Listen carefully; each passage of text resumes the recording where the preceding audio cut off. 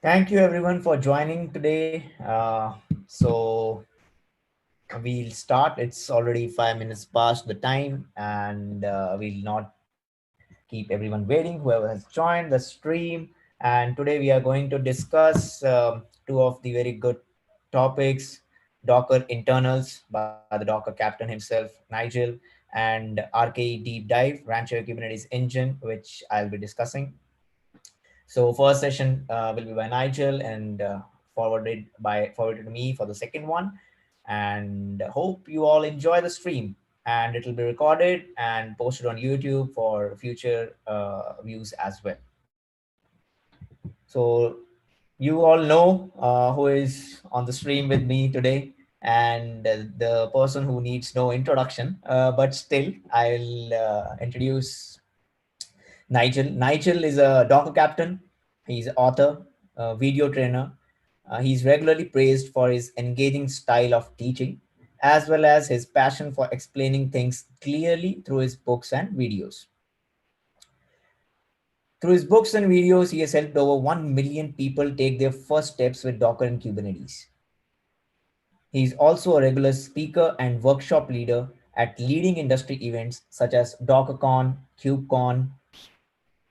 If you haven't taken one of Nigel's videos courses or read one of his books, then definitely you are missing out some piece. And just in case, I have the book. Well, it's in virtual background, so you might not be able to see it clearly, but I do have his books, and they are pretty awesome. And if I go to one of the slides, you can see the recent updated May 2020 edition is out now, and maybe Nigel can talk more about that and tell you what all things are new in this, and then he can move on to the topics. So let's not wait further. Everybody's here, and we are all waiting eagerly to hear from Nigel. Over to you, Nigel. I'll make you the host, and then you can present the screen.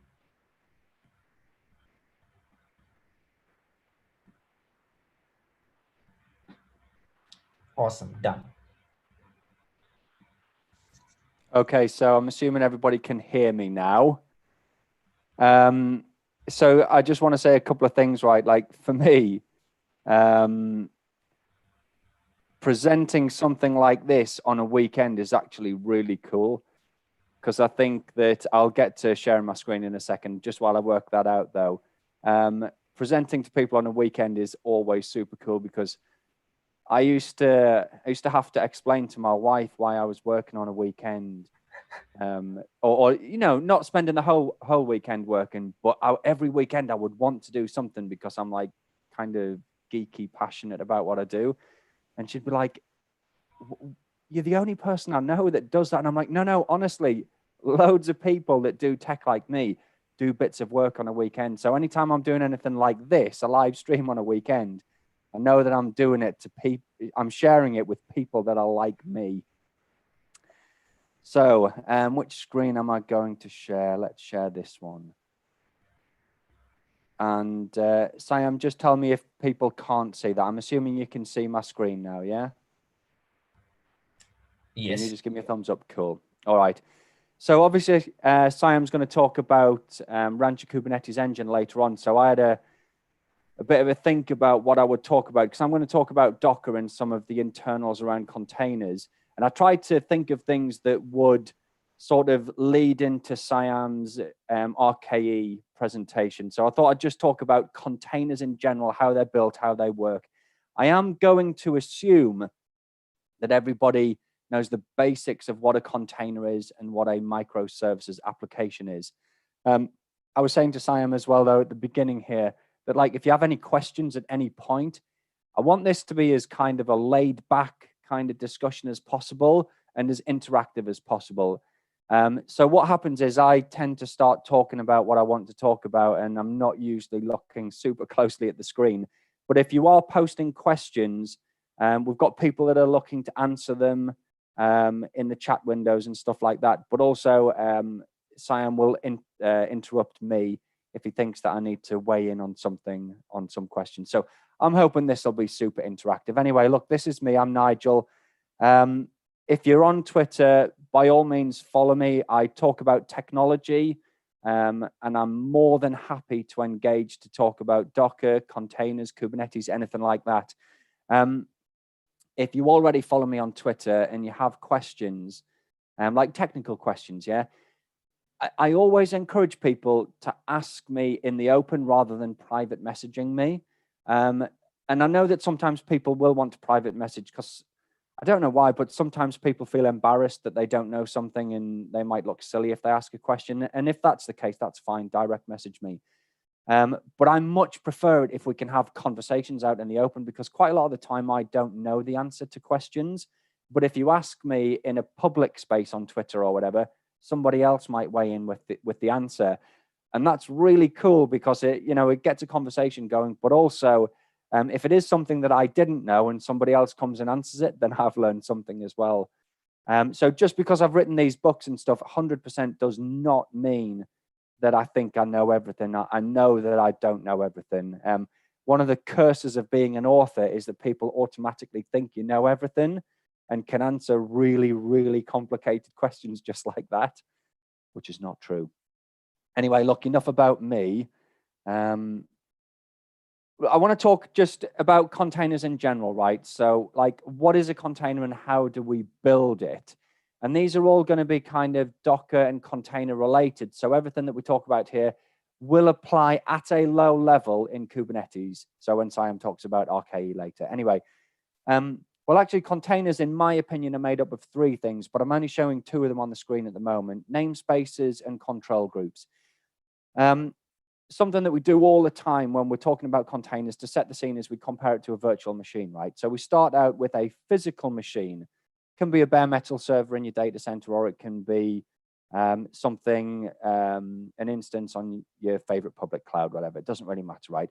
There's a machine there that has physical resources in it: CPU, RAM, disk, network, all that kind of stuff, right? And we build a bunch of virtual machines on that I say this all the time, right? But they look, smell, and feel just like a physical machine. So every virtual machine has a virtual CPU and virtual memory and virtual hard disks and things. So as far as an application and an operating system is concerned, it is exactly the same as a physical machine. Only the three VMs that were shown on the screen, all of their virtual CPU is like a slice of the physical CPU that's in the physical machine below it. The same for the RAM, is a slice of the physical RAM below it. Well, that's a virtual machine. I'm sure we all know that, right? Let me just see if I can, whoops. I've got to move the, that out of the way. I had the Zoom screen in the way. Anyway, so a container is conceptually very similar, right? Only instead of operating at like a physical hardware layer and abstracting or virtualizing physical hardware, it virtualizes an operating system. So in the container instance, we have, again, probably a physical machine running, or it could be a virtual machine, and it's got an operating system installed. I'm just going to call it Linux, but it could be Windows as well, right? And that operating system is kind of similar to a physical machine in that it's got like a process tree, it's got a file system on there, it's got a network stack, it's got a bunch of user accounts and stuff, all that are like, let's call it the sort of the master instances of those, like the master file system and the master memory address space. And to create a container, very similar to virtual machines, we just take a slice of what was on the, we'll call it a physical machine or the host below. We take a slice of the file system and make it look like a root file system from a standalone operating system. We take a slice of memory, we assign it to the container, and what we end up with is a container that has got its own memory address space, it's got its own file system, it's got its own user account, it's got its own network stack. It looks and feels exactly like a real operating system. So in the same way that a virtual machine looks and feels exactly like a physical machine, a container looks and feels exactly like a real operating system. Only behind the scenes, it's just a slice of the operating system below. Okay, so fair enough. That's a container. Now, we talked about physical machines having like CPU and RAM and network and storage and all that kind of stuff that gets sliced into a virtual machine. Well, the constructs in an operating system that get sliced up are, generally speaking, I think it's 6 that we're looking at the screen at the moment, right? So any container that we build has its own process ID table, it has its own network stack, it has its own root file system and its own IPC space and all that kind of stuff, right? And of course, from a single physical operating system, we can have multiple, right? Now, I've put padlocks on the screen here. I've stolen these slides from my Docker deep dive video course on Pluralsight, I think. So some of you might have seen them before. I've put padlocks on the screen on the containers here to say that each container is isolated from every other container. So we're looking at 2 on the screen right now, and the one on the left doesn't even know that the one on the right exists. So it can't access the file system or the virtual file system that's in the other container or the virtual memory space that's in the other container. It doesn't have any awareness that it's even there. However, I will say that by putting a padlock on there, I don't want to mislead people in suggesting that containers are as secure or that they're as good at isolating workloads as virtual machines are, because they're not. It is potentially easier to break out of a container and affect other containers on the same host. It's easier to do that than it is to break out of one virtual machine and affect another virtual machine on the same host. I wouldn't want anybody to be scared by that, because there are plenty of technologies that Docker and other players in the ecosystem really can layer around all of this to help secure containers. So I'm not suggesting that they're insecure. I would just say that at least a Docker container out of the box, we shouldn't consider it as secure as a virtual machine, and it doesn't isolate workloads between other containers as well as virtual machines do. Anyway, right. So let's say that we have got, so far we've talked about namespaces being able to slice up an operating system into virtual operating systems, okay? And that's fair enough, right? And we've got, let's say, 4 virtual operating systems running on this host, or 4 containers. And assume that container A, in order to run its application, needs a certain amount of resources. So it needs a certain amount of access to CPU cycles and things like that. If it doesn't have them, then it can't run. And that's fine at the moment, okay? But let's assume that container D here is just going crazy and consuming all of the resources that it can. Now, without additional layers of protection here, container D it's effectively a denial of service attack of a sort, right? In that it can consume all of the resources on the host machine below and prevent the application in container A from running. So obviously, in order for containers to be production worthy and to really work, we need something else to sort of police that, if you will, which is where control groups come into play.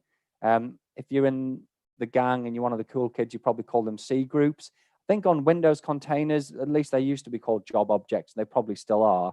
But generally speaking, whether it's Linux or Windows, we usually refer to them as control groups.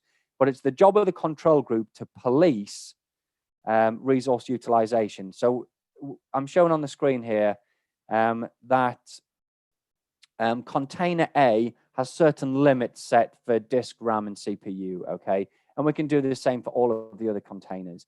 And then this combination of being able to slice up an operating system into a virtual operating system that we call a container to apply limits to resource utilization is vital to containers being able to run and work in production. Now, Docker and all container runtimes implement both of these technologies in order to build their containers, but there is effectively a third piece of the jigsaw, which I'm not massively going to go into, but looking at the screen right now, a union file system or a copy on write file system plus namespaces plus control groups are the 3 fundamental building blocks, in my opinion, to a modern container. And when I talk about containers here, of course, I'm talking about the kind of containers that were made popular by Docker. Now, even if you're not using Docker to run your containers these days, you might. So, if you're using Kubernetes, a lot of people are moving towards just using container D, which Docker actually uses itself anyway to spin up containers. We'll see this in a minute. But any good container runtime, generally speaking, implements these 3 technologies here to build that container. Now, I don't really go into detail about the layers on the left here, or this union file system. So all I'll say is that it's the ability to stack file systems, or to stack, yeah, we'll call it file systems or files on top of each other and present a unified view. And then every container, so let me just back up a little bit, right? So in the virtual machine space, you can have a virtual machine template, which is effectively a stopped virtual machine, and you can start a virtual machine from that template. And once a virtual machine is running from that template, we call it a virtual machine. So sort of on the one side, you have the stopped virtual machine in the virtual machine template, and then the runtime instance of that template is the virtual machine. In the container world, we have an image and a container. The image is a build time construct. It's got our application in it, and it's the way that we package it and we store it in a registry or on your local machine. But once you run that image, we call it a container. Now, the cool thing about containers is you can take a single image and run multiple containers from it. So let's say you had a web server image and it was a static web server, and you could spin up 10 instances, for argument's sake, or 10 containers from that single image. And if you wanted those containers, or if those web servers needed to be writable, then you can still spin 10 containers up from that one image. Docker, or the container runtime, just adds a writable layer on top of that shared file system or that shared image. So if you had 10 containers based off of one image, each container would have its own thin writable layer on top, so that each container can write changes and still share the single image. Now, I'm not saying that that's necessarily a best practice, but that ability to have a union file system where you can layer that writable layer on top of a shared stacked file system, it's kind of hard for me to explain here. My book explains it well, and my video courses do. That's a bit of a shameless plug. I didn't really mean it like that. But these three technologies come together: this ability to stack file systems and give a unified view, then slice an operating system up with namespaces, and control resource utilization with control groups are absolutely key to containers. So I'm going to take a pause at this point. I'm going to take a drink. If there are questions, I'm happy to try and answer them. If there aren't, I'm happy to just crack on. So Saiyam, I don't know if you know, are there any questions at the moment you want me to talk to?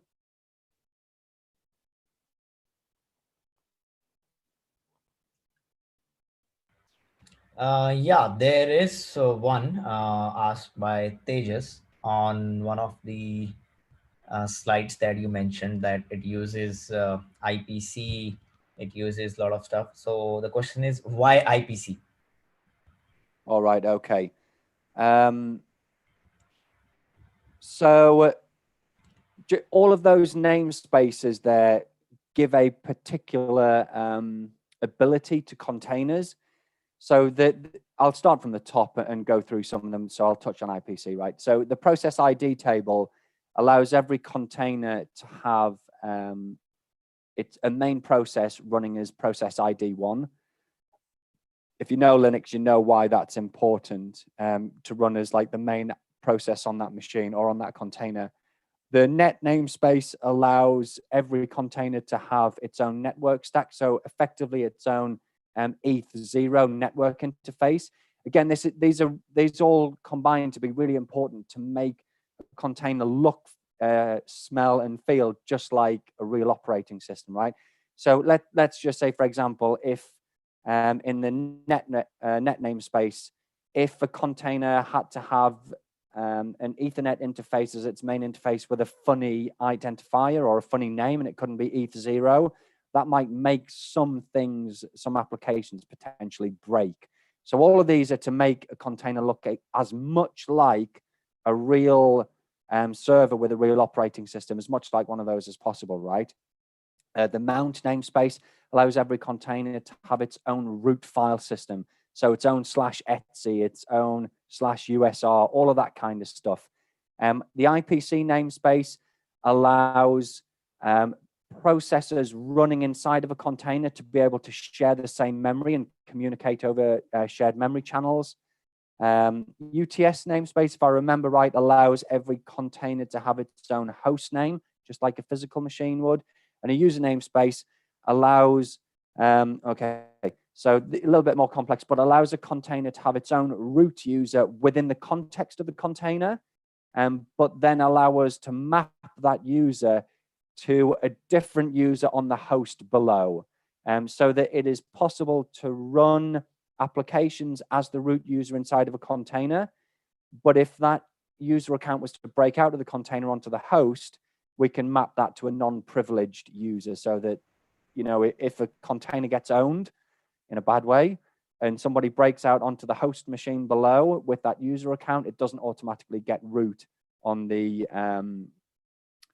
host machine that's hosting that container. So the IPC namespace effectively lets multiple processes within a container communicate with each other, share the same memory. Hope that talks to the question. And that's about as much as I know about that, to be honest. If you need more information, by all means, hit me up on Twitter and we can talk about it, bring other people into the conversation. We can even do a bit of research. Yeah, any more questions? Yeah, we have a couple of more. Let's take one or two more. So this one is from Kishore.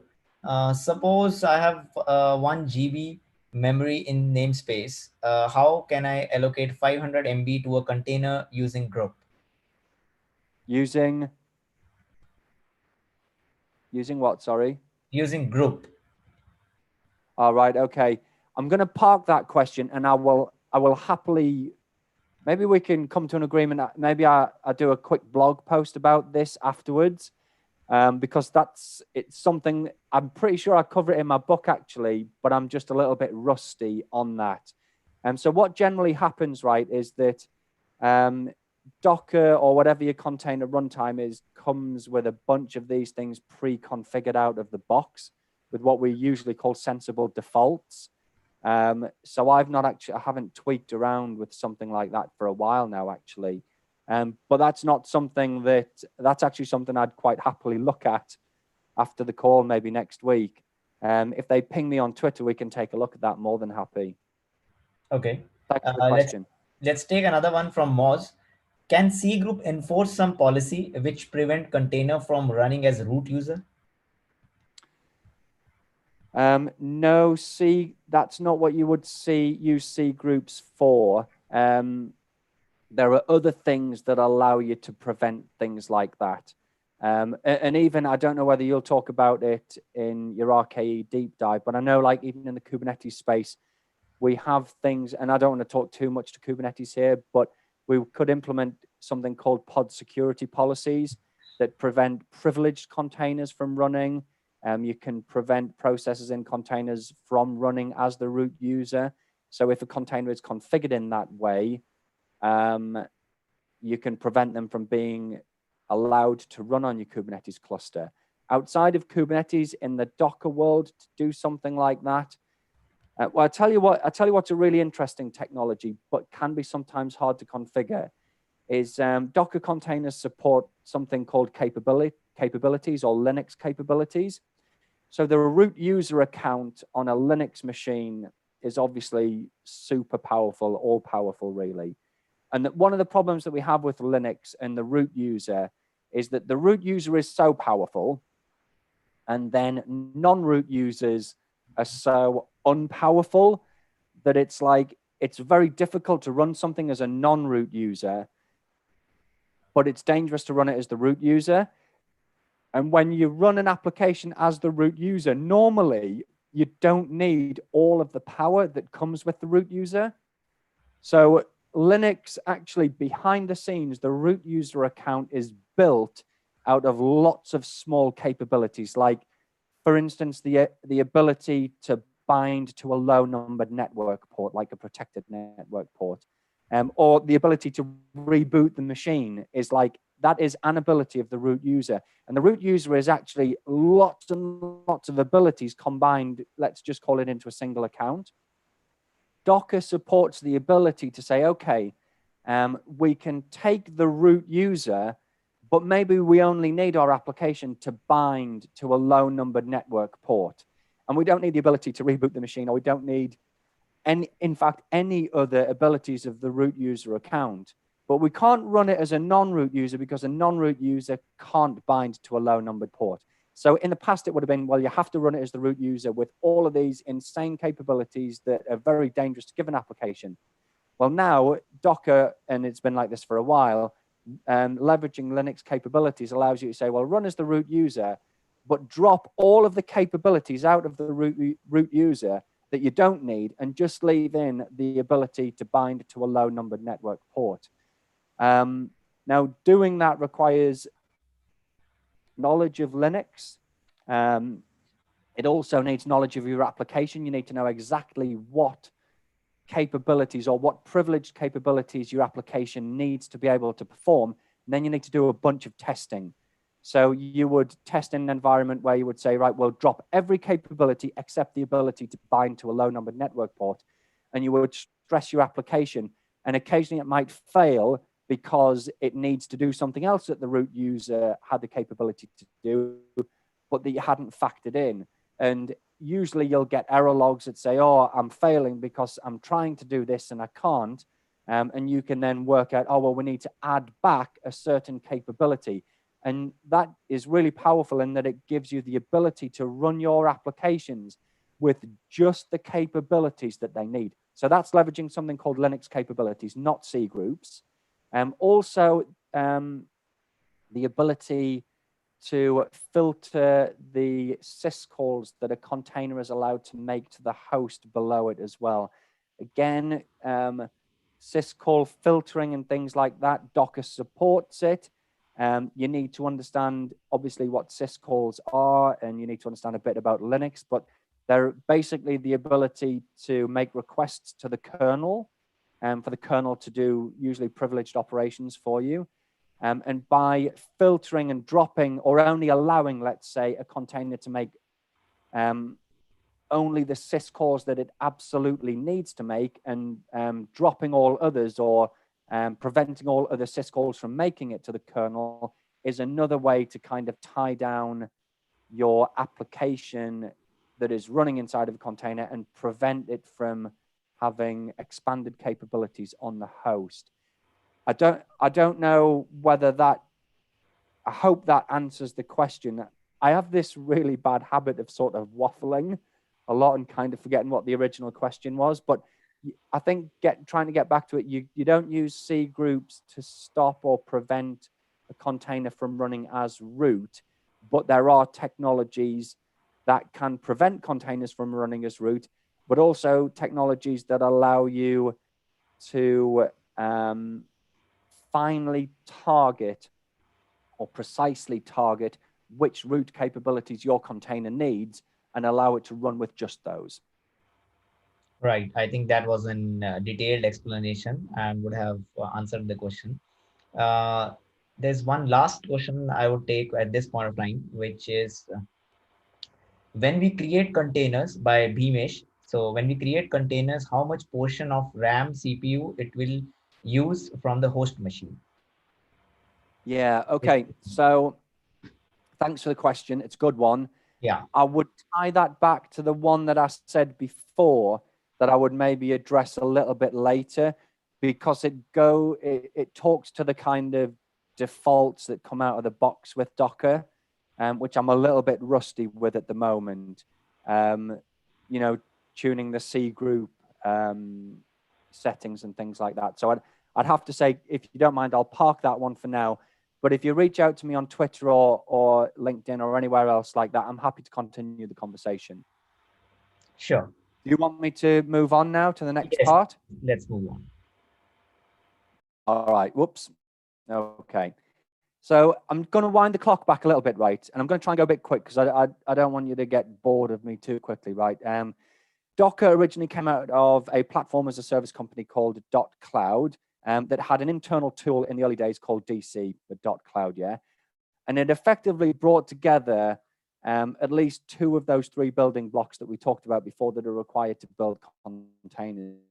So what .cloud did was it, instead of using virtual machines to provision environments for developers, it used containers. So it was really bleeding edge there. But back in the day, like before Docker, building and running Linux containers was really, really hard. You had to know a lot about the Linux kernel in order to be able to do it. Anyway, they had this internal tool called DC, that brought together the capabilities of the AUFS stacked file system and a technology called LXC, Linux containers. And it was the DC tool was kind of a wrapper around those. Now, I've briefly explained what AUFS was or what layered file systems are, but LXC was effectively a hook into the Linux kernel to be able to leverage namespaces and control groups. So in the picture now, we've got those three building blocks: namespaces, control groups or C groups, and a layered file system, AUFS.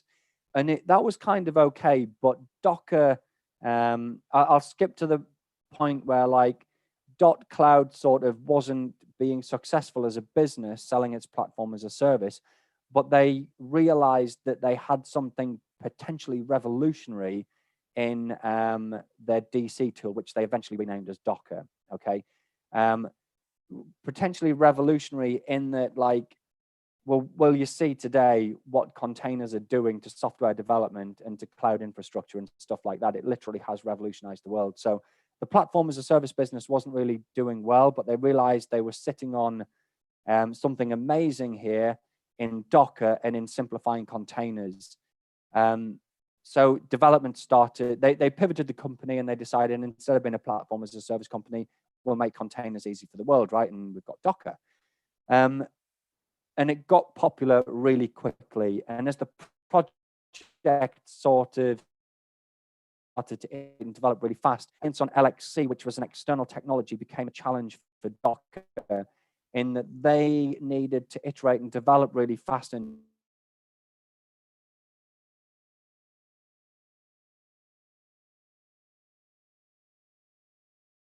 to replace LXC.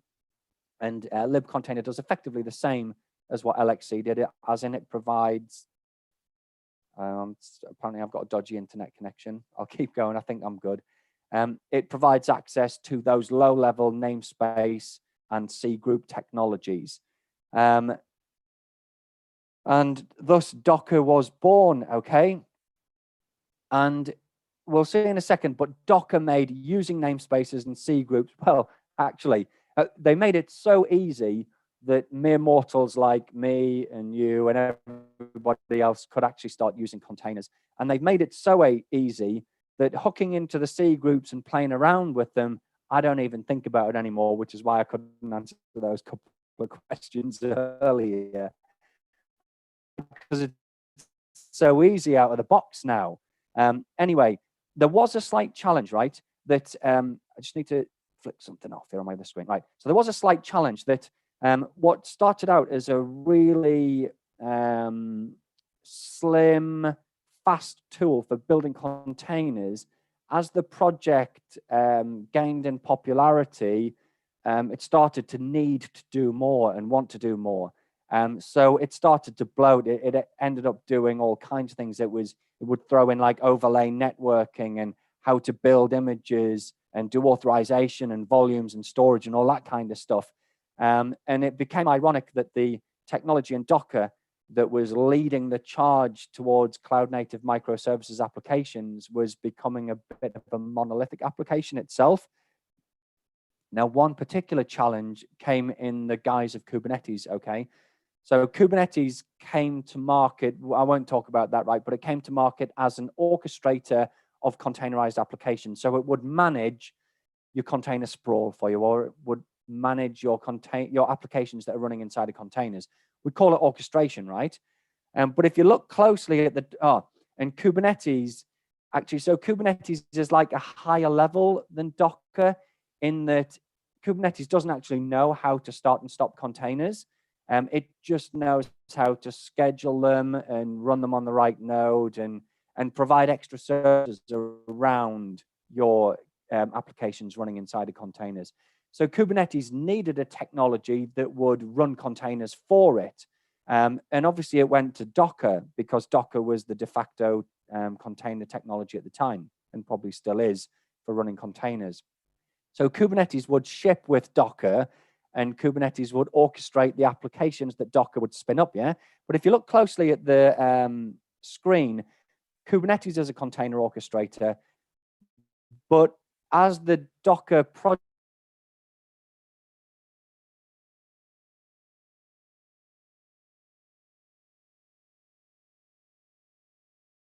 that Kubernetes as an orchestrator was shipping and using Docker to run its own containers.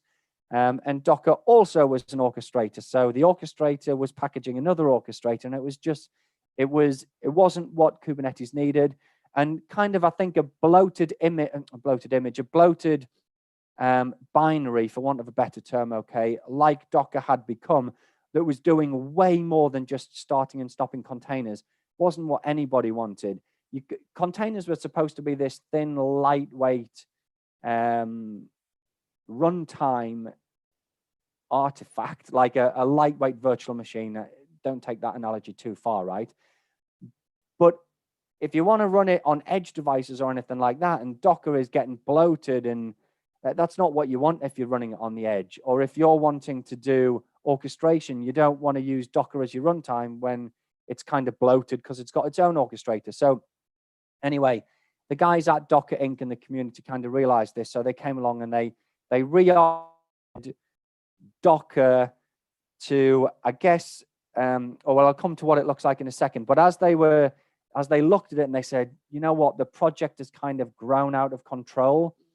Those are my words. And we were trying to do too much in one product here. They started breaking out all of the different individual components. And at the same time, the OCI, or the Open Container Initiative, came along and it said, look, as containers are becoming more and more popular, we need some standards. And the OCI came along with two standards, right? An image spec and a runtime spec, which was basically saying we don't want competing low-level technologies here. We want to be able to define what a container image looks, smells, and feels like, right? And what a container runtime object looks, smells, and feels like. And they did that. They put together some standards at about the same time that Docker was pulling out all of the different functionality from its own product. And we ended up with a Docker architecture that looks like this, okay? And don't let it blow your mind too much. I'll walk through a quick example in a second. But the Docker daemon effectively, so you would have in fact, I'm going to skip straight to the next slide because I've got the same diagram on here, right? I'm going to walk through an example of creating a container on Linux, right? So this would be the Docker client at the top here. Say Docker run or Docker container run, both work. Run me a new container, yeah? That makes an API request, RESTful, obviously, to the Docker daemon. So the Docker daemon these days implements the Docker API. So Docker clients talk to the daemon. And sometimes we can just call this Docker. Now, this is Docker. And the cool thing, or the funny thing, is that Docker itself, and this has been like this for a long time now, Docker actually doesn't know how to start a container. Docker itself, so that at the very top, the client makes a request to Docker and says, start me a new container, please. Docker says, fine, okay, we'll do that. Only I don't know how to start containers anymore. So I will now make an API request to something called containerd. And I'll let containerd start the container for me.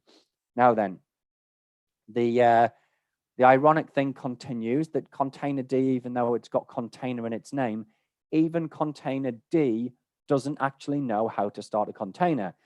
Now, it's funny because we do sometimes call containerd a container runtime. So we call it container runtime, but I'm saying it doesn't know how to start a container. I mean that it doesn't know how to interface with Linux or Windows at the operating system layer and leverage namespaces and control groups and union file systems and stuff to build a container. It forwards the request to create the container onto something called runc.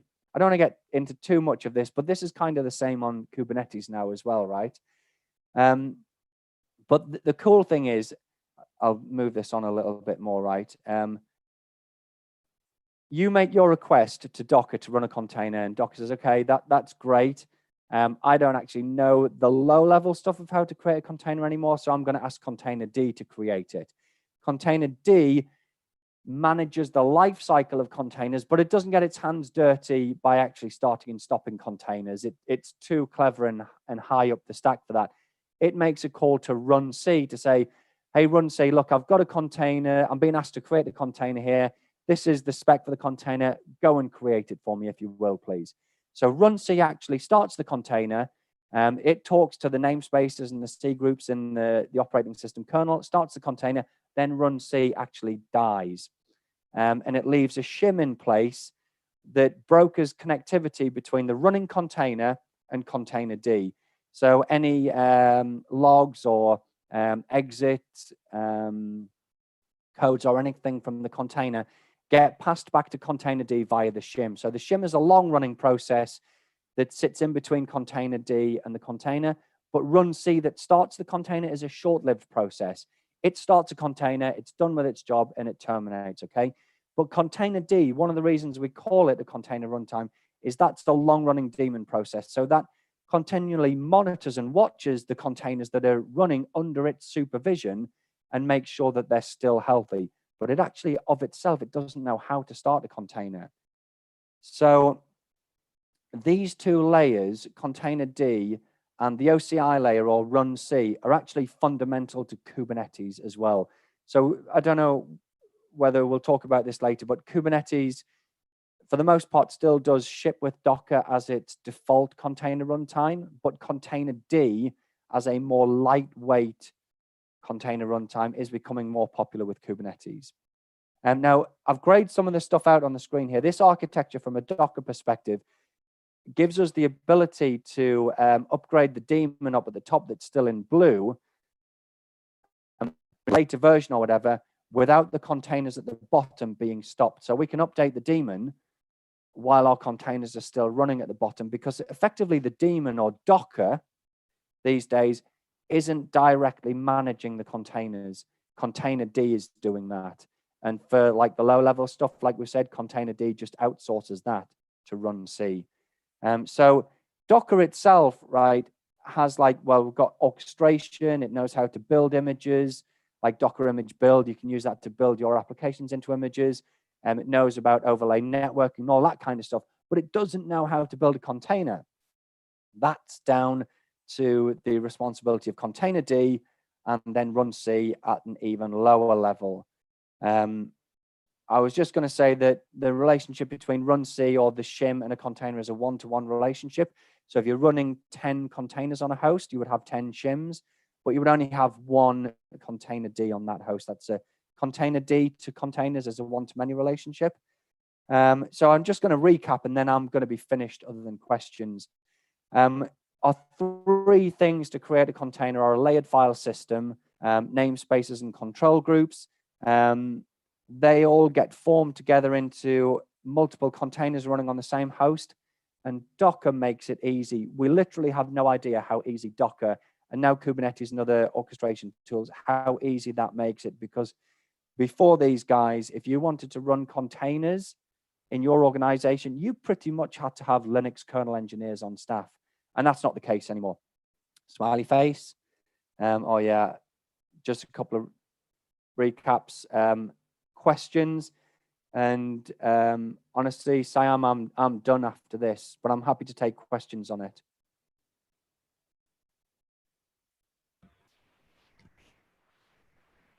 Yeah, so I think that was a great presentation, and we have Sujay Pillai also joined the stream, and he's answering a lot of questions, and Love that. Appreciate that. At the moment, I don't see much of the questions. Let me just scroll through a bit and see.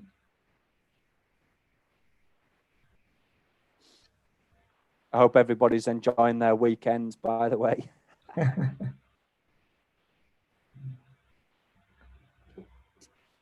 Yeah, there's one question. How differently K8s handle the OCI containers like pod from Docker containers? How differently Kubernetes handles it? Is that the question? Yeah, how differently Kubernetes handles the OCI containers like the pod from Docker containers? All right, okay. So a little bit like Docker these days, right? Kubernetes doesn't have the logic built in to understand how to start containers. Excuse me. It sits much higher up the stack and just orchestrates them. A little bit like, can I get my screen shared again, if you don't mind? Yeah, sure. Just give me a second. I'm just going to try and find a slide that might be helpful. Yes, you can. It's just one of the ones that I've just done. I'm just finding the right slide and then I'll make sure my screen's shared. Hang on a sec. Gosh. Yeah, let me go a little bit further forward.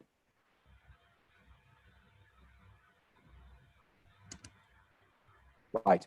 Okay, so I am going to... Is my screen visible? It's loading at the moment. Okay, yeah. You just tell me when it's there, yeah? Yes, it's there. Okay, cool. So on this screen, when I said that Docker, where I've got the Docker whale icon and the daemon here, and I say that it doesn't actually know anymore how to start and stop containers or even run containers. It's ironic, really. It does more high-level tasks, and one of those is orchestration.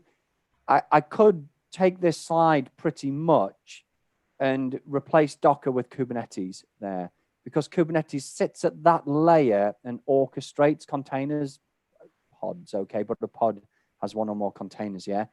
And in the same way that Docker makes calls to container D, and container D makes calls to run C to actually start and stop containers, Kubernetes is very similar. So Kubernetes sits high up the stack, and you will give it a manifest file or something that says, I want to run a pod that has, I want to run a pod that's got, I don't know, 2 containers, a main application container and a sidecar container, yeah? Kubernetes doesn't know how to start those containers inside of the pod. So it makes a call either to Docker or container D. Now I say either or, and it can make a call to something else, right? Because the container runtime layer, which on the diagram here is anything from container D and below, that container runtime layer in Kubernetes is pluggable. So you can put a different runtime in there, right? But it's becoming increasingly popular to have container D as that runtime layer because it's a more finely tuned and stripped back version of Docker. So generally speaking, and I think more and more going forward, Kubernetes will, or people will run Kubernetes using container D as their container runtime. And then you spin up your pod, or you ask Kubernetes to run your pod. Kubernetes says fine, gives it to the scheduler. The scheduler picks a node in your cluster to run the pod on. It reaches the node. That node has a container runtime running on it. I'm going to call it container D just because it's getting super popular. And the kubelet on that node says, okay, container D, I've got a pod here that we need to start, and it's got 2 containers in it. This is the spec of the containers. Go away and build those containers for me. And just the same, container D will then say, okay, not a problem, I'll do that. But actually, I don't know how to create containers. Run C, do me a favor, create a couple of containers for me. Hope that helps. Yes, definitely. There is one more question. Does Docker support coupling 2 containers together, something like pod does in Kubernetes? No. So no, Docker doesn't have the concept of running 2 containers like no, it doesn't have the concept of a pod. No. But you can do things to make containers be scheduled on the same node and things like that. But it doesn't have a construct like a pod. It has services and things like that I suppose are a bit like either a replication controller or a deployment that allow you to scale and things like that. But Docker does not have a construct like a pod. Awesome. So do you feel, so I have a question already that's a bit answered, but tell me if that can be taken at the moment in a short description. Difference between Podman versus Docker. I'm probably not the right person to answer that question. I am aware of, I'm not sure that, I've had a few people ask me whether Podman is going to make Docker disappear. And I don't, from what I've looked at, I don't think that's the case. Again, that's something I'm happy to be hit up on Twitter or whatever, and we can have a conversation and look more into that. It's just not something that I've looked super closely at. I don't know whether you have an opinion on it. No, I haven't used Podman at scale where I can differentiate, on a whole with Podman versus Docker. What I will say is that, not talking to Podman, but just in general, there are loads of different like container runtimes and services, cloud-based services and things that do very similar things to Docker and what have you. Now, it's quite a cluttered landscape. And there will be, of course, there'll be winners and losers. So do your best research you can before you jump into bed with any of these, because for sure, and this is always the case with any technology, right? We all get this right. But we need to be careful that we do our research to choose the right ones, because some of them won't be around in the future.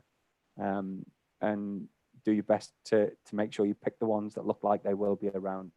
And that's no comment towards Podman at all, by the way.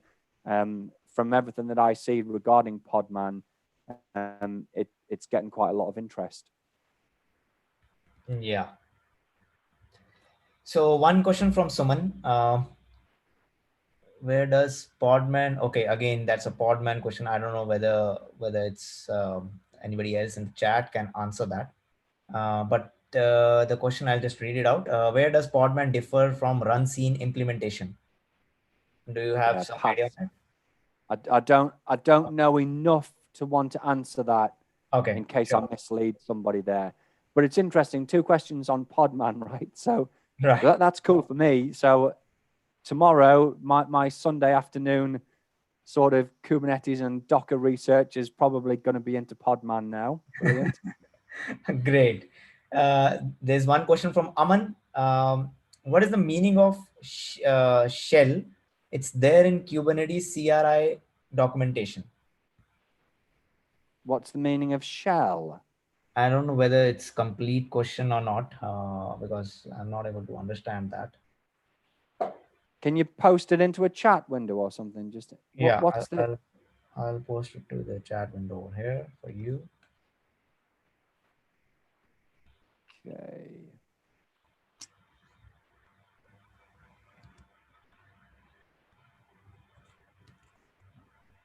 Shell. No, I don't. Yeah, I don't know.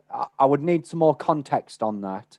So basically the characters, those characters, I think he's asking. The 3 dashes. Well, I mean, listen, I could be totally wrong about this, but I know in Markdown, so obviously Markdown is a way of writing documentation, and they use it on the Kubernetes documents and the Docker document website. If you do 3 backticks like that, and then you do a carriage return, and any text that you type after that is switched into code font. Right. I also think it's a markdown kind of thing, like you do in or any other thing, just triple quotes, or even in Slack, you do it and you get the coding snippet kind of view. Yeah, that's right. Yeah, and sometimes if you make a mistake and you don't do the 3 dashes afterwards, then those 3 dashes show up in the built documentation. So it could just be a mistake in the documentation that it's. That's my guess. It could be something totally different. Okay. But I used to write documentation for the Docker website, and I've made that mistake before where I've not left the trailing 3 ticks, and then that shows up in the documentation when it's built, and people complain. Okay, one more question. Let's take it up. Is container isolation of Docker perfect? If not, what kind of risk should I note? Yeah, so it is. so very far from perfect. It is not even close to perfect. Let me set the bar here, right? I want to set the bar at a realistic level and just say that there is no technology that's perfect and no security or isolation technology that is ultimately perfect. I know that whoever is asking this question, I'm sorry, I don't know your name, but I know that you will already know this. But just as setting the bar, we build security in layers, right? We don't, or we shouldn't ever think, well, I've got antivirus. It's just an example, right, on my laptop. Therefore, I'm okay. No, I want to run a firewall as well, and I want to run anti-malware, and I want to run, what I forget what it is now, but there's one that stops people taking control of your PC, and you want to build lots of layers, right? And it's the same with Docker and containers. So namespaces, for some levels of isolation, but then you want to add additional layers, and Docker supports all of the ones that I'll mention, right? So things like SE Linux or AppArmor, depending on whether you're running like a RHEL-based Linux host or an Ubuntu-based Linux host. We talked about capabilities, dropping capabilities from the root user that your applications run as. We talked about syscall filtering and things like that. So there are lots of technologies that Docker supports. When you install Docker, you get what is hopefully sensible defaults, which what that generally means, and this is my opinion, right, is that it's not wide open so that it's like totally exposed from a security perspective, but it's also not super locked down that it's like a pain to get your application running. So and I tend to find that the defaults that Docker ships with are fine for me, like developing on my laptop and doing tests and demos. Running in production, totally different kettle of fish, right? You need to spend the time to make sure that you implement all of these different technologies to improve the security and the isolation properties of your container runtime. Now, there are other container runtimes out there, a couple that just spring to mind that I mention regularly, and I'm not endorsing them at all here or anything, but Kata containers and gvisor offer different isolation properties, or they just isolate in a different way to Docker containers. So there are different options out there. You don't if you're running Kubernetes, you don't have to go with Docker or Containerd as your container runtime. But speaking to Docker and Containerd, out of the box, they are not as good at isolating as virtual machines are. But that is not to say that with the right effort and the right additional security layers and security technologies, that we can't make them better at isolating and more secure. In fact, we absolutely can. It just takes effort. Do you think that talks to the question? Yes, I think at least you have made the concepts clear, like how to think in the direction.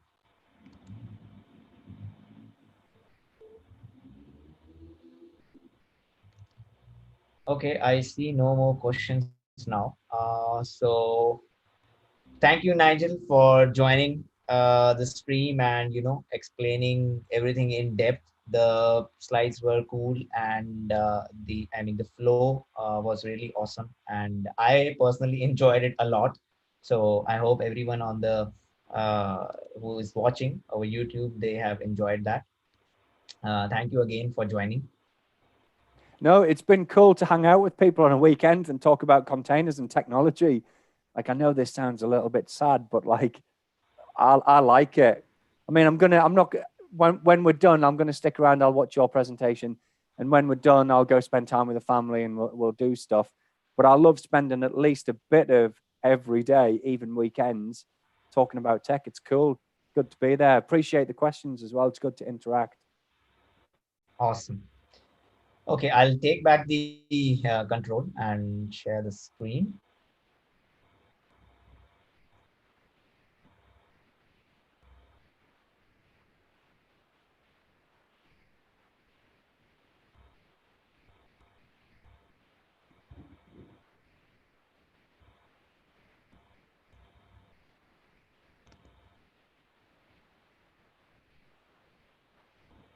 Hello everyone.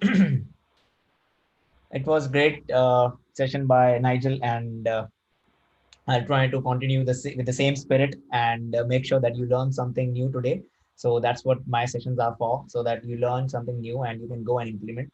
I don't have very fancy slides and detailed diagrams, but I have a cool demo for you where I'll be showing you spinning up the RKE clusters, doing the backups, doing the upgrades. So all those things are there.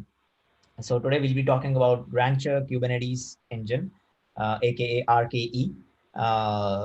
These are some of my information. I'm a CNCF ambassador. I'm CKAD certified.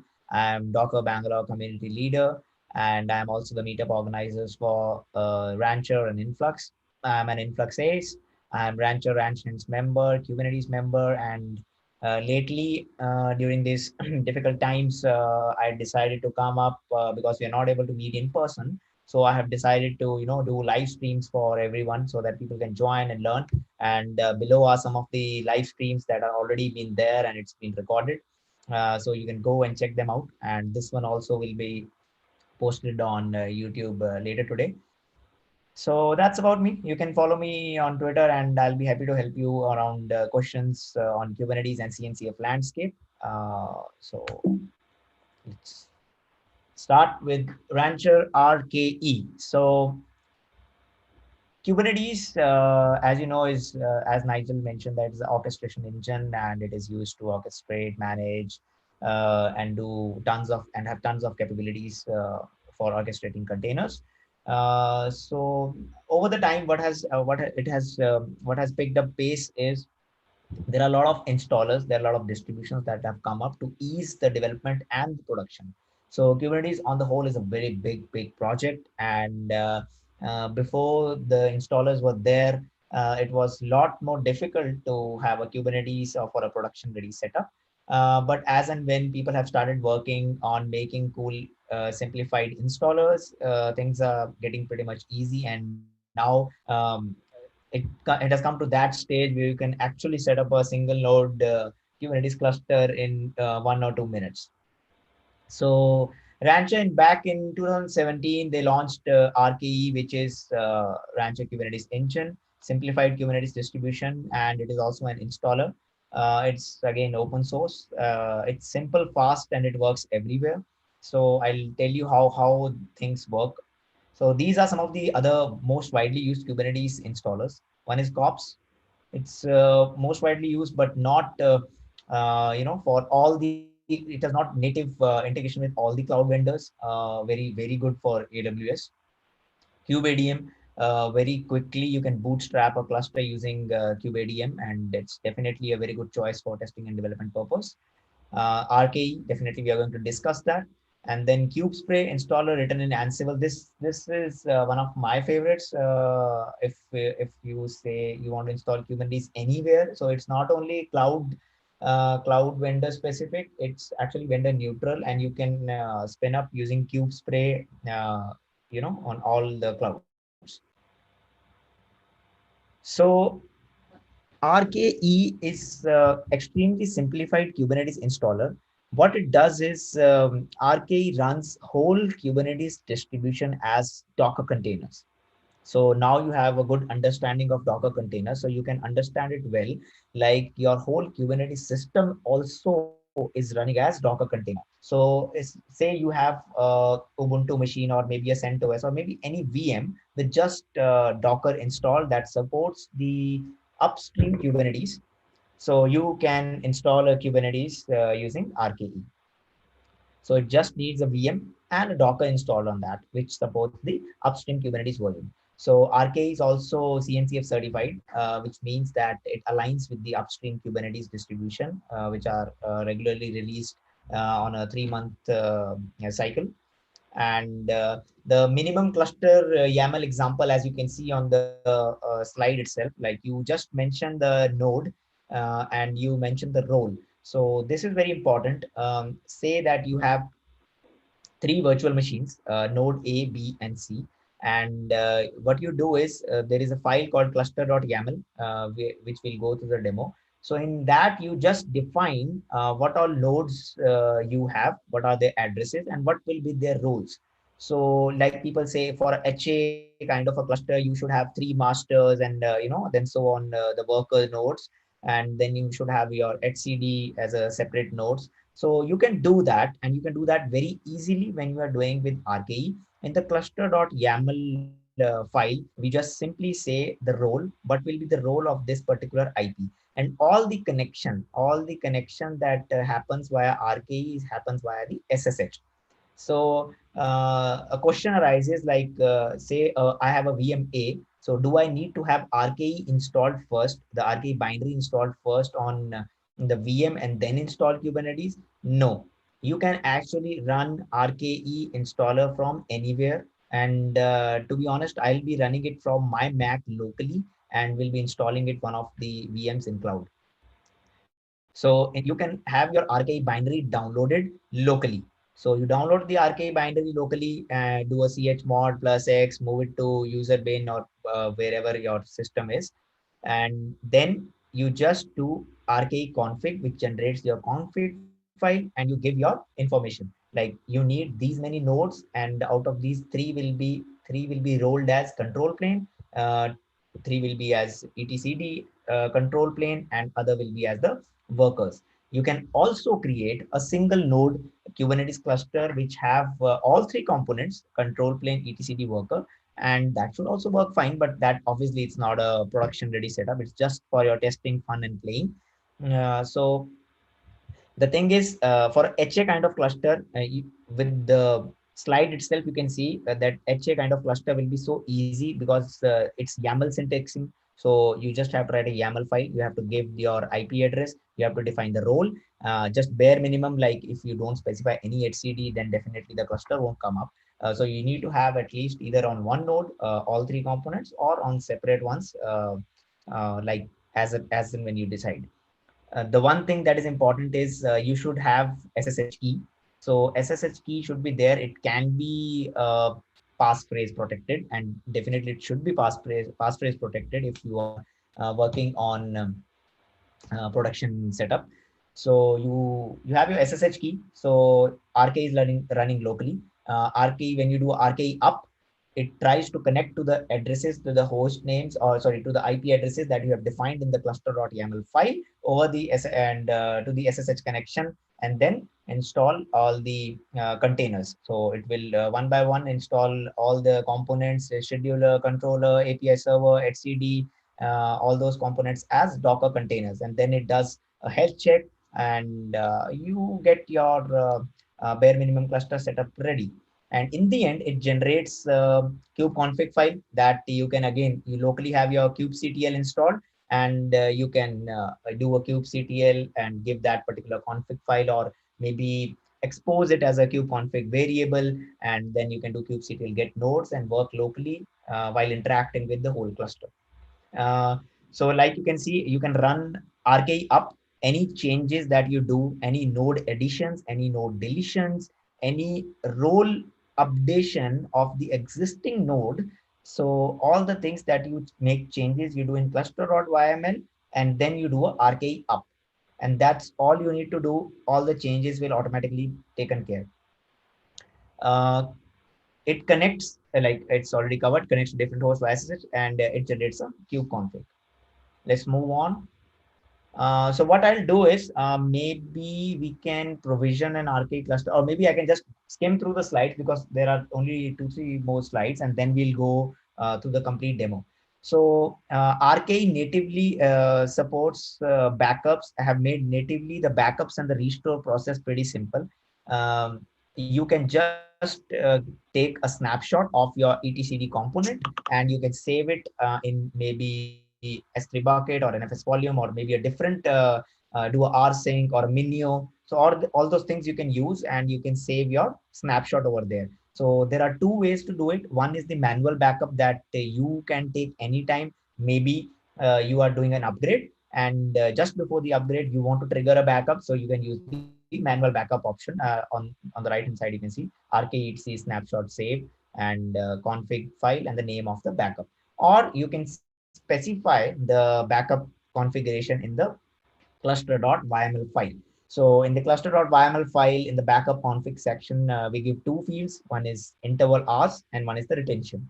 Interval hours depict the intervals on which the snapshot will be taken of the HCD, and there is a container. Again, a container will be running which will be taking the snapshot, and then the retention. So restore from a local snapshot, again, it's the same command, just instead of save, you give restore. So you can do a restore as well. So backups are very important. You It's not that your cluster won't fail, it's just a matter of time when it will fail. So things do fail, and you should be well prepared for that. So the more you are prepared, the more frequent you can do the backups. Like I have seen people doing backups every 10 to 15 minutes as well. So depending on your production workload and the criticality of the data, you should be able to set the interval hours, and you should take backups. Backups helps you be production ready, and for the critical deployments and the critical workloads. Let's move on. uh, RKE also makes the upgrades really smooth and easy. So whenever you are doing an RKE upgrade, the first step you want to do is update your RKE binary. So the newer the binary, the more versions it will be supporting from the upstream Kubernetes. And so whatever RKE version you have, what you can do is you can run the command RKE config -f list version, and it will give you all the supported list of Kubernetes versions supported by this particular binary that you have downloaded. So we'll go through a full upgrade process as well. Then what you do is just edit the cluster.yaml file and choose the latest version like v17.5, and give that particular thing in the Kubernetes version, the value for that, and again to RKE up. That's it. Your cluster will be upgraded. So that's all from the slides perspective. But there are a lot of things, all that we have discussed. We have to demo that. So I'm really excited about the demo piece. So how you can do the demo? It's pretty easy. What you do is just have few VMs with the Docker installed on that. So you be it in any cloud or bare metal or anything like that. So just have the VMs and you try to SSH into them and set all the configurations. So are there, before going to the demo, are there any questions that I should address first?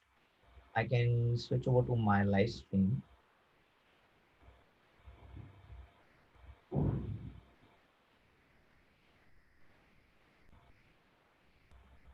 Every time a new backup is created, the earlier one gets deleted. So that's the power of retention. So you have, like I specified, 8 in the retention. So it will be keeping the 8 copies.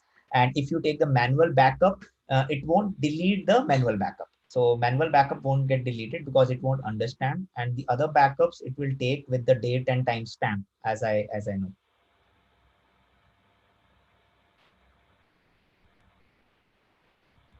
Can we import our own certificates? Yeah, so it can definitely import the certificates. You can import your own certificates. By default, RKE uses its self-signed certificates. You can use your own certificates. You can use third-party certificates. Let's encrypt. You can use all those stuff. And yes, we'll be covering a section where I'll rotate the certificates, and I'll show you how easy it is to rotate the certificate for security and compliance purpose, to rotate either for a particular service or for the whole cluster as well, the cluster wide services.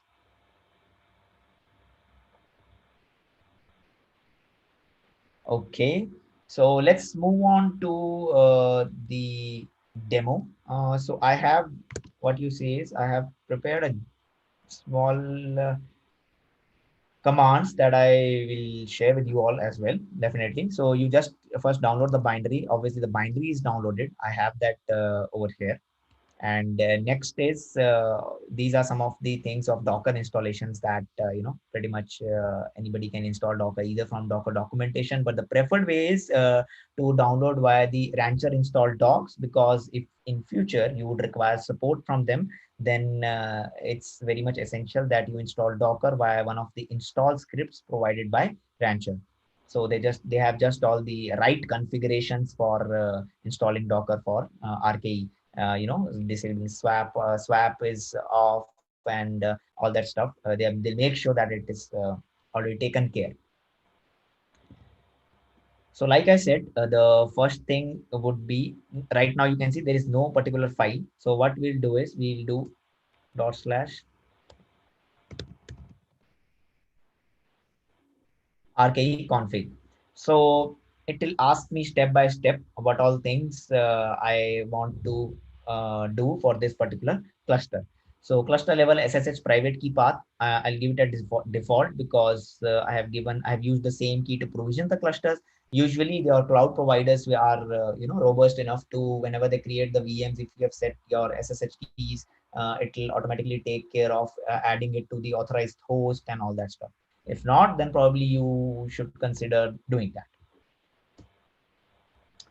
Let's keep the number of hosts for one as of now. SSH address, I have this SSH address over here. Port 22. Yeah, there should be two ports opened, 22 for SSH and 6443, which is Kubernetes API server port. And apart from that, I don't think there's any networking issues that should come. There's no private key path on the host. SSH user would be root. Yes, now this comes the option. Is it a control plane? Yes. So right now I'm going with a single node cluster. So I'll make it as a worker as well and the HCD as well. By default, the options are no. So you have to explicitly say yes. Let's not override the host name. Internal IP is not required. Docker socket path should be same. So you have network plugin type options. You have Flannel, Calico, Weave, Canal. So by default, it is Canal, which is Calico plus Flannel. So there are a lot of things about Kubernetes networking on the whole itself, so which can take a full day, and I'll not go into the deep dive. So make sure you set the MTU values correctly. Authentication strategy, let's leave it by default. Authorization mode is RBAC by default. And this is the Kubernetes Docker image version. So let's install the latest version for now. And cluster.local, this is the service cluster IP range. You can change that. I'll keep everything as default. So these are some of the pod security policies, which are by default not enabled, but you can. Cluster network CIDR. Again, I'm keeping all these defaults.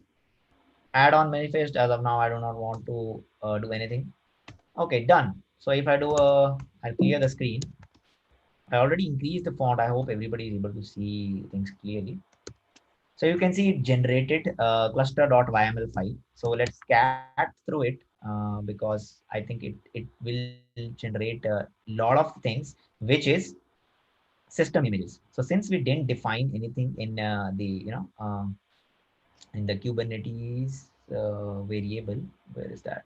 Yeah, in the Kubernetes version. So it by default took the latest ones, and you can see what all things you have defined. You can edit it as well if you have misconfigured something, or you can run the same command again. So clear. What we'll do is we'll do RKE up. So it is running, initiating the cluster, and it is setting up the tunnel, basically doing the SSH connection. Once the SSH connection is established, it's pulling the images. So RKE tools, what it does is it starts generating the certificates, all the certificates, and starts pulling all the system images that were defined in the cluster.yml file. So one by one, the tools will pull all the containers from the registry where the containers are present, and then successfully it will check the health checks also for that.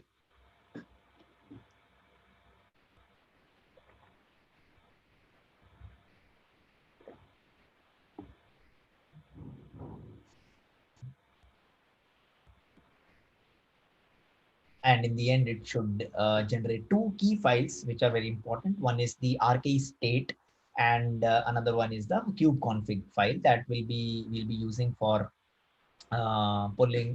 interacting with the Kubernetes cluster.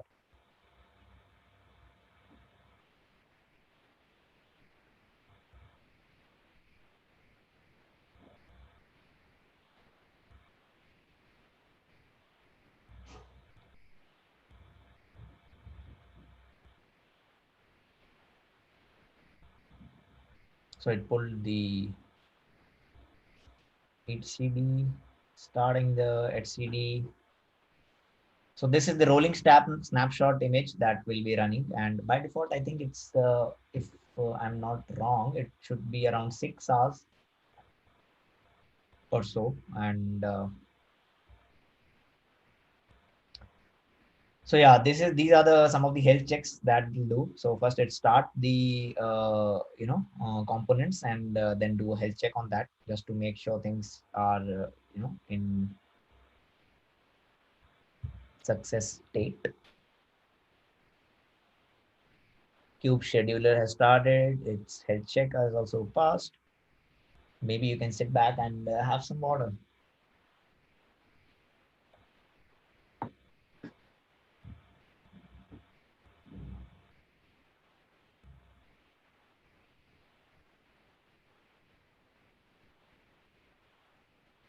Qproxy.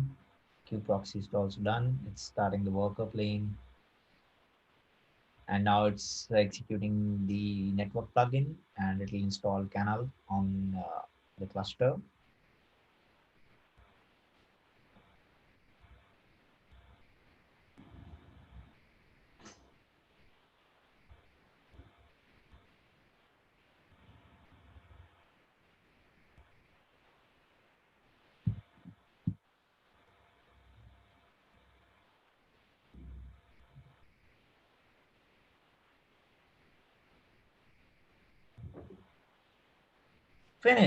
Finished building Kubernetes cluster successfully. Yay, we finally did it. Let's clear the screen and do a ls. So like I told you, the number of files that are generated are cluster.rk state and the kube config cluster YML. So these are very important files. So what we'll do is, let's do the health of the cluster. Kubectl get, sorry, kubectl hyphen kube config. I'm not setting the variable. You can set the kube config variable as well. And you can see it's in ready status, and it's running the latest and the greatest version supported by that particular distribution of RKE. And the roles of this particular cluster is control plane, etcd, and worker. So you have seen how easily with just one command I'm able to spin up a new cluster. I mean, that's pretty cool. So what we'll do is, let's go to another tab as well and SSH into that cluster, because I want to show you when I take the backup actually appears on the host.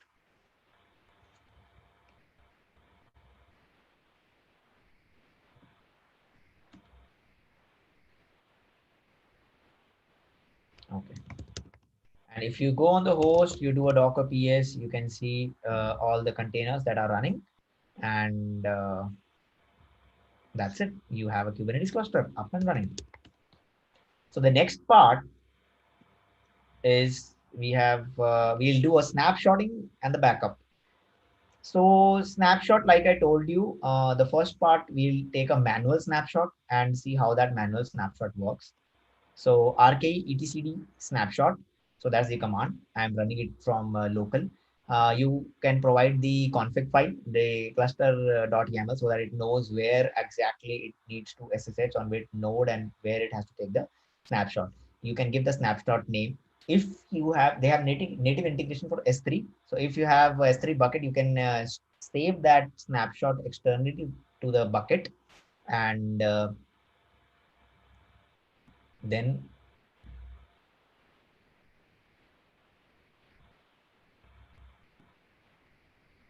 we can press enter. Okay. Yeah, so it can save on the S3 bucket as well. We'll do enter, and it will take the snapshot. So it's done over here, and it will be taking a snapshot over there. And let's go to, I think the directory is opt rke and etcd. So you can see the snapshot is already there, and we have the snapshot. And what else we'll do is, okay, what we'll do is we also have a snapshot Docker container. We can see the logs of that, what is actually happening. Sorry, I forgot to grab. Yeah, so let's see what is happening here.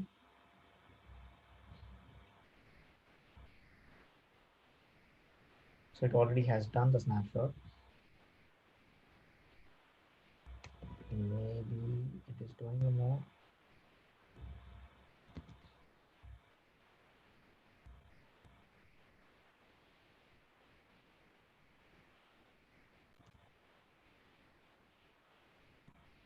I think I pasted something wrong.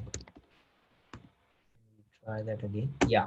So now the snapshot is running and you can see what all is happening on the cluster. So that was, sorry, that was the previous snapshot. That's why I was confused with the name, because the name of the snapshot should be snapshot demo that we have given over here. So you can see successfully started the snapshot and waiting for the container to exit. And after that, it will be uploading the snapshot. Now, if we go to the directory on the host and clear screen and we do ls, you can see this is our snapshot that we did manually, snapshot demo.zip. So that's created, a snapshot is created, and this is how easy you can create the snapshot manually. Every time you do an upgrade, before the, just before the upgrade, so why would you want to do it manually? Just to test it out if it's working. Second, if you are doing the upgrade, it's recommended that the snapshot is taken just before the upgrade, because you can't roll back from the upgrade as it is. You have to have a snapshot and you have to restore the cluster from the snapshot to the previous state. So it's better just before the upgrade you take the snapshot. So your snapshot is there. So what else we have now? Okay, what we'll do is in the cluster.yaml file itself, you can see there is a section backup which is set to null. So right now this section is null. So we have taken the snapshot manually, but we want to configure it and we want to run it periodically. So for that, you do is, what you do is you have to uncomment this and you have to define two minimum things as interval hours and retention. Again, if you have S3 and you want to store the snapshot over there, you can define your S3 configurations also. If you do not want to use anything, just don't keep the snapshot on the host, because if anything goes wrong with the host, your snapshot are of no use. So periodically, either you do use a Minio or you use maybe rsync kind of tool to, sync between your different cloud vendors, or maybe your own cloud hosting service where you want to have your storage. So do rsync periodically, things like that can be done. So take the, but this is only for the snapshot and on all the etcd planes. So suppose you have 3 etcd planes, the snapshot will be placed on all the etcd nodes. So you will have the snapshot zip file everywhere, and you have to do rsync to rsync or Minio or S3 or whatever storage you want to do. Just make sure you don't have it on the host, because if the host goes down and you do not even have the snapshot, then it will be impossible to recover. Make sure you have these things enabled. So I just changed the cluster.yaml file. What do I do next? I won't do anything. I'll just do RKE up. It'll apply the new things and it'll change the settings for me for your this snapshotting configurations. That's it. So we have covered the snapshot, and we can do the backup as well using the backup restore. So let's do the upgrade. Okay, so I already have installed the latest version. Maybe we can try and install RK. Okay, I have another great thing to show you via the Rancher. I'll show the upgrade via that. So also Rancher has a product called Rancher Server, as everybody knows, or if it doesn't know, Rancher has a product called Rancher Management Server, which is called a Rancher itself, and it is used to manage all the fleet of Kubernetes cluster in any environment. Uh, so when you want to install a HA version of Rancher, then you have to have it on a RKE cluster based. So I already have Rancher. So I'll not be doing anything, explaining anything about Rancher, but I'll be explaining you if you have an RKE cluster imported in Rancher, which is RKE cluster, and then how easily from the UI itself you can take the backup, you can do the upgrade, you can take the snapshots, and you can do a restore, and you can run the CIS scans, etc. So let's see. It's already finished building the cluster. So we have the latest and the greatest configuration, which we just configured in the YAML file. If I just show you, sorry, this particular. So if you want to upgrade Kubernetes, what you do is first you run this command, and it will give you all the supported version that this RKE binary has. So right now it's already on the greatest version, but I already have one RKE with this version, which we'll upgrade, but that is not present over here. So this particular is there. Now, next part is go to the cluster.yml file, search for Kubernetes underscore version.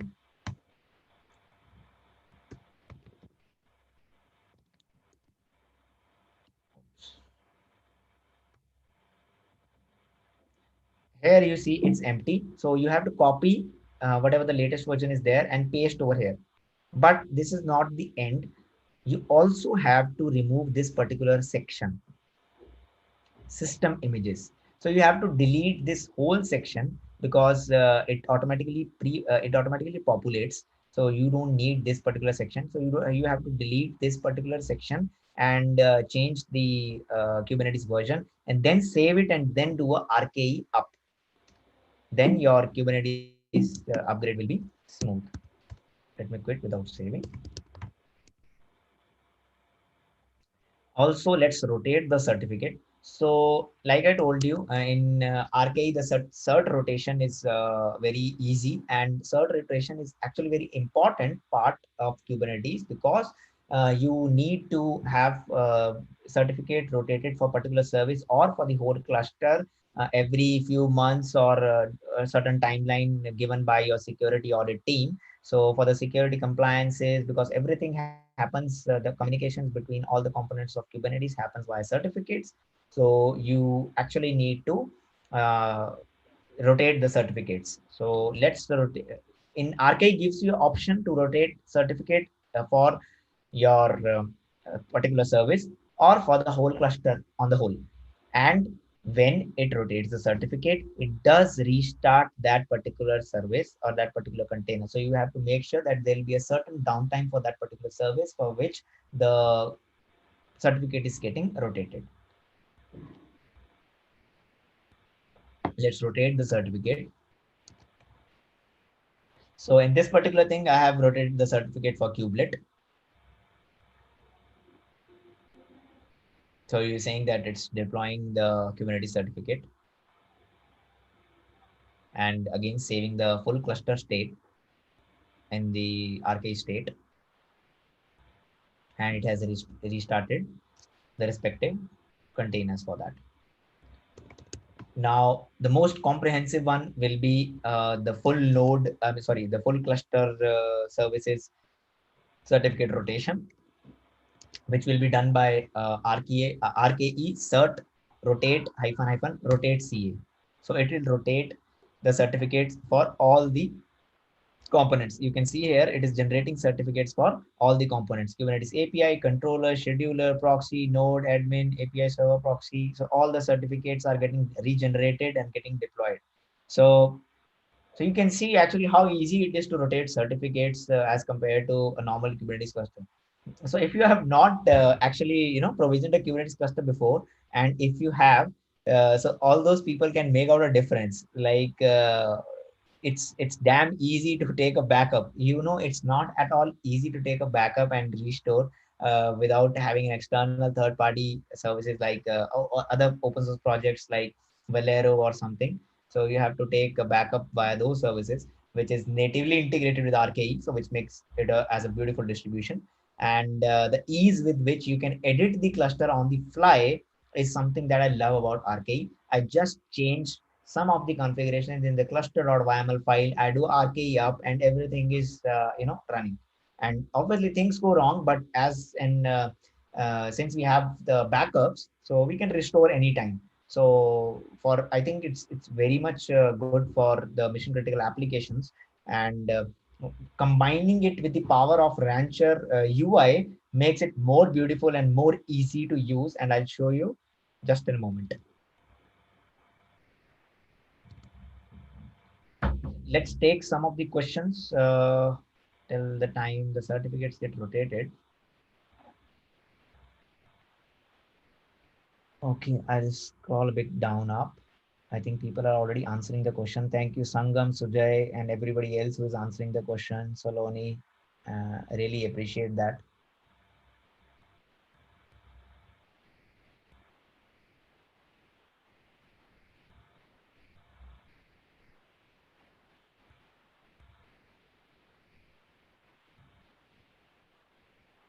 Yes, we can definitely install on AWS as well.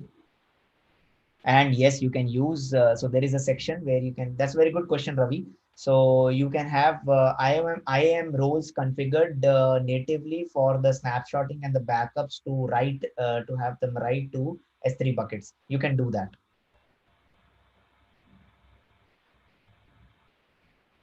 No, the kube config file already gets generated. So like I am on my host, so it just installs the cluster, and it generates the file from where you have run the RKE. So it generates the RKE state and the cluster YAML file. Sorry, and the kube config file, which is very important to have say and at a safe place.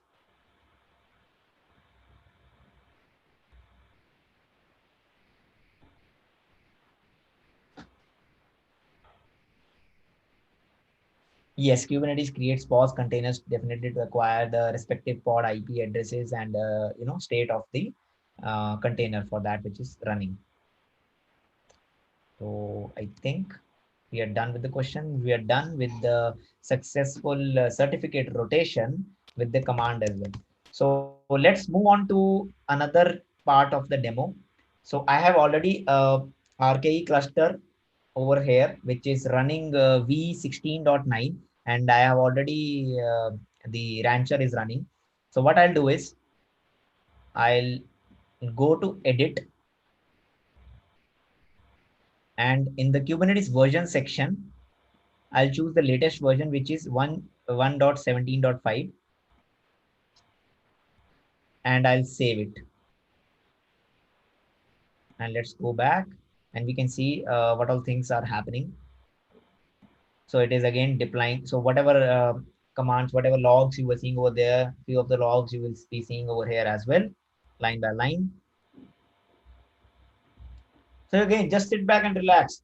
What I have done. I have done nothing. I have just edited the file, and I have upgraded the version. Have you ever imagined the Kubernetes upgrade will be so smooth? I know once Nigel posted a question or thought on Twitter, the what about the stability of Kubernetes versions? Like if what about the long-term support of a stability of a version, because the dynamic changing in every 3 months, a new release is coming and there are some new features, and it's difficult to upgrade. So for that, I think this particular thing what Rancher have done is pretty good. And I can no longer be worried about how old my cluster, how older version of Kubernetes I'm running, and how will I upgrade. And believe me, right now organizations do run the previous Kubernetes version 1.111 or 12 or maybe 10, and they haven't upgraded because the upgrade process of a normal k8s cluster is not that simple.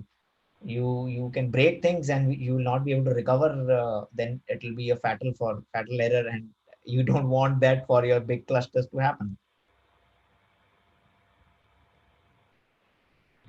And I think okay, let it upgrade. So in you can add a cluster from or the arcade cluster from the UI itself. So all the things that you saw in as a cluster.yml, it is there. You can do it as a YAML as well, or edit it as a form as well. You give it a name, role, cluster options, select the version, like everything we did on the RKE, it is from the UI. So you can do it. You can deploy it natively on the cloud providers. So you give your like Azure, you give all the values, and you can natively deploy on that. So you can see the type of extensibility and flexibility it provides, and the integration it provides. So from the UI, it becomes more and more native for that. And then you can have private registries. You can have more set of advanced options, the ports. And so this is where you have your S3 bucket configuration you can give, and you can enable the CIS scan on the fly. I mean, configure it while creating itself, and then authorized, and you can have your certificates as well. Okay, so our cluster is upgraded with just one click. Can you believe that? My RK cluster from 1.16 version just went to v1.17.5, and it just happened. You can see it's in active state. So it's up and running. Green means good, right? Green means a good signal. So it's up and running. So I can do that. Another thing is we already have done the backup and restore. So we can take a backup restore here as well. You can snapshot now. Just go to snapshot now, and it it takes the snapshot, and you do a CIS scan. You can directly run a CIS scan. It will run the CIS scan for you, and you can rotate the certificates. It will ask you whether you want to rotate a certificate for individual service, or you want to rotate a service for a particular service. You can rotate that easily. And internally, right, which command is running. RK cert rotate CA. And then we can restore from a snapshot as well. You can see we have all these snapshot, and this snapshot I just took right now for the 117 version. So I started with the V115. I tested myself with V116, and now we have done a live demo with V117. So the upgrade is working since the beginning. So you can move back to previous version, and the restoration type will be everything, and then you can do a restore of that. So I think you now know what the power of RKE is, and when it integrates with the Rancher, and when you deploy Rancher on it, how highly available Rancher itself can become, and how natively you can deploy Kubernetes clusters, how easily and how fast and simply you can deploy the Kubernetes cluster running as completely as Docker containers. And you already are well familiar with Docker containers. Nigel already told you, and maybe if you read his books, you'll get more depth. But since when you will be more familiar with Docker containers, you will be able to debug more easily the Docker containers. So that's how it is. That's pretty much I had for this particular demo. I'll show you one more thing. So this particular medium I'll post in a gist, and I'll share it with you all. And this is the repo. You can contribute to that. Always feel free to contribute to the open source projects, and that's how it grows. So major reason why RK is running as of now is not only running the Kubernetes workload, but also for installing Rancher in HA mode. So if you want Rancher as HA mode, you have to have it installed as a RKE in a RKE cluster. That's the mandatory and the most certified way of installing provided by.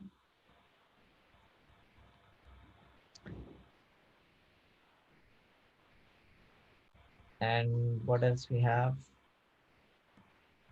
We have okay, we have the metadata. So all these things are there. Again, Rancher website will have it, another set of documentation that you can go. Even from here you can go to docs, I think. Yeah, so RKE docs.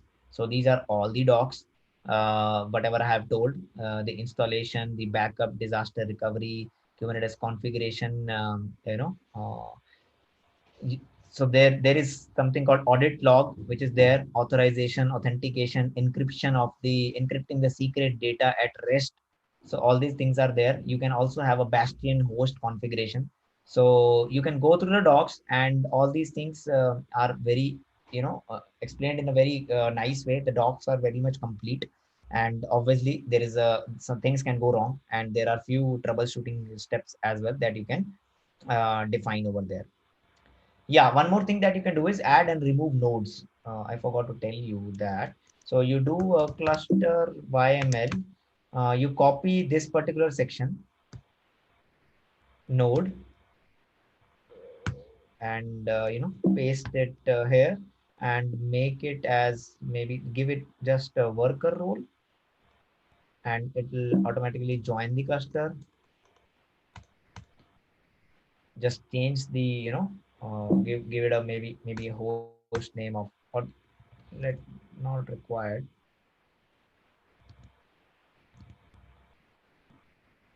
We can just give it address, again a simple VM with the Docker installed, that's it.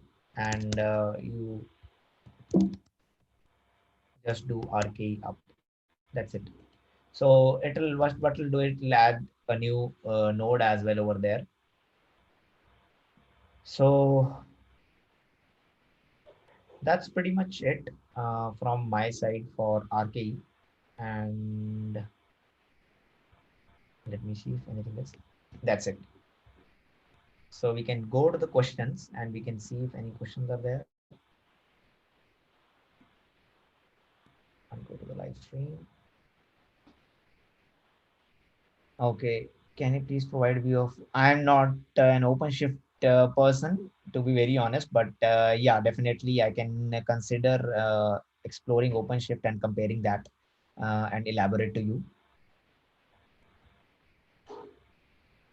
So RKE implements all the security best practices that are already there.